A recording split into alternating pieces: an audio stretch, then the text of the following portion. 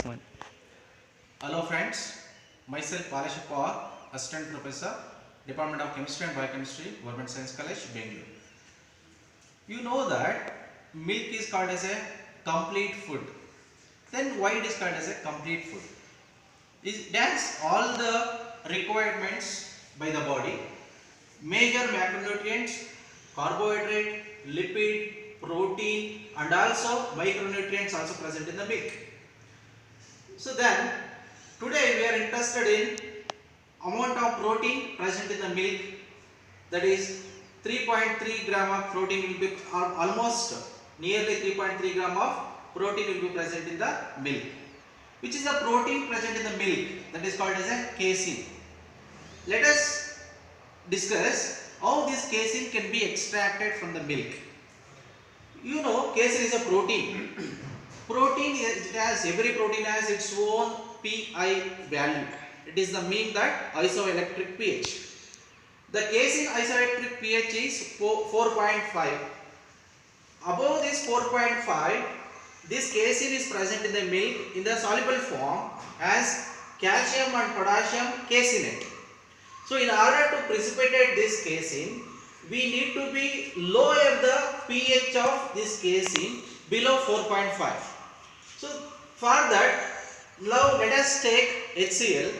When HCl is added, the proton will be taken by COOH group of this deuterion, the amino acid which are present in the casein at isoelectric pH as deuterion, because both containing cation and anion charge.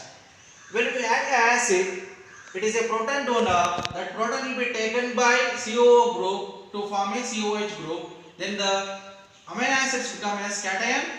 The hydrogen bonds which interact with the water, they get neutralized, and the protein which neutralizes precipitates, we can extract that protein. Very simple. The principle we are involving it is here. We are adding a HCl or acid, so that we are lowering the pH. At lower pH, protein precipitates. The same principle applied here to extract the casein from milk. This is the principle. Next, let us see how we can extract the casein from the milk. One. Okay. For today's experiment, I am taking about 100 ml of milk, cow milk, to the beaker.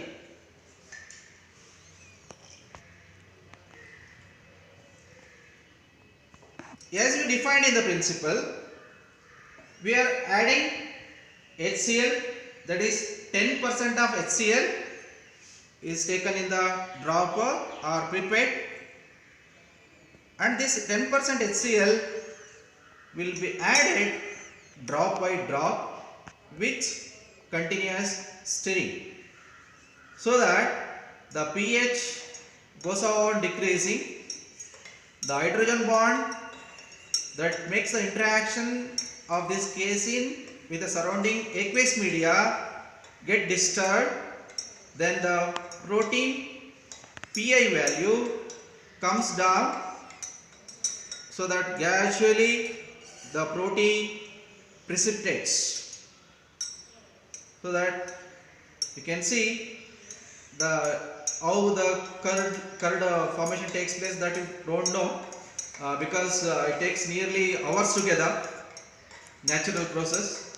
But here with a few minutes, how the protein precipitations can happen. You can see this protein precipitated and it is adhered to the glass rod also,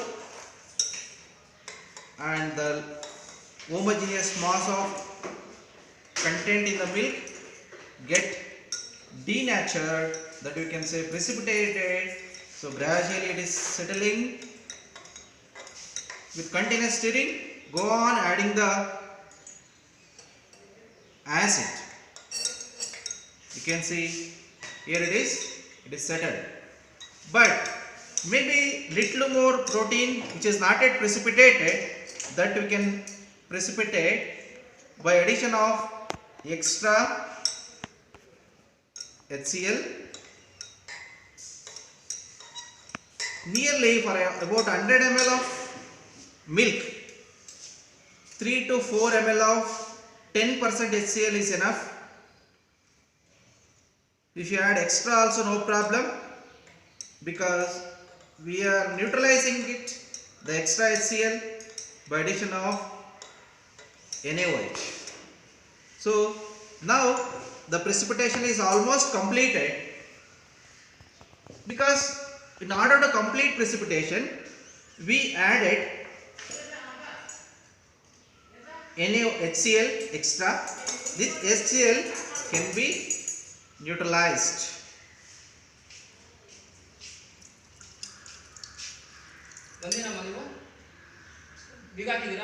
So this is the NaOH. In order to neutralize the extra HCl, few drops of NaOH. Here by addition of NaOH, you may think pH again it will increase and the protein may renature, but it is not possible, because by addition of NaOH, even the pH value increases, the renaturation will not take place. Once the protein is precipitated, it is denatured, it will be present as precipitate only. In order to neutralize excess HCl, we should add few drops of NaOH. So now, after precipitation and neutralization of extra HCl, next part is filtering. You can see the protein casein present in the milk get precipitated. This now you have to filter. If you have the time, you have to leave it for few minutes so that the precipitate will settle down and the supernatant liquid you can decant, then you can go for filtering. So now let us start filtering. I have taken the filter paper, the funnel, gradually keep on adding the content to the filter paper, the funnel. See how nicely this casein is precipitated here.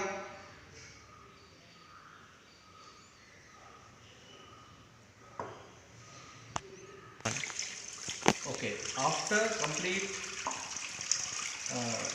removal of water, this can be transferred to the watch glass, and to this you can add the ether. Before that, you can remove the still more water by pressing between the filter papers so that all the liquid content can be removed. Then to this casein, ether is added.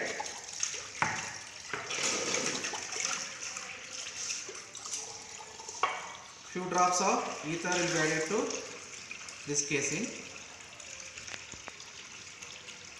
And if you want to dry, again you can take the filter paper, between the filter papers you can dry little more so that you can get the complete dried one.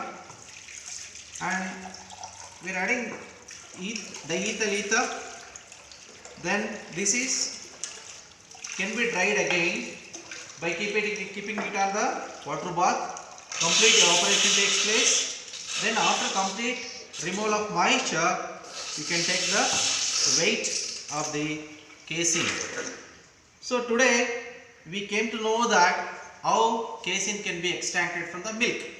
It is very clear. We have taken about 100 ml of milk. To that dilute acid, that is 10% of HCl is added gradually. Then the precipitation starts at the position where all HCl distributes, and excess of HCl is added. Then after complete precipitation, NaOH is added to neutralize the excess of HCl. Then it is filtered, and to the after filtration, the casein is we got it like this, and to this again ether is added, and it can be evaporated to dryness and water bath. Then you can take the weight of the casein.